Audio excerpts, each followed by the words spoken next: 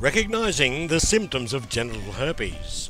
The symptoms of genital herpes are easy to mistake for other completely different ailments, which include insect bites, jock itch, yeast infections, hemorrhoids, or even an allergic reaction to lotions or soap products. It's possible for anyone to contract herpes. Genital herpes is a common sexually transmitted infection, or STI, sometimes referred to as a sexually transmitted disease, or an STD. 1 in 5 adult Americans have it, and some researchers put this as high as 1 in 3.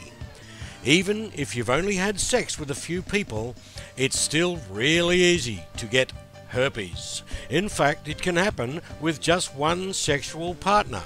Check out symptomsofgenitalherpes.com for more information.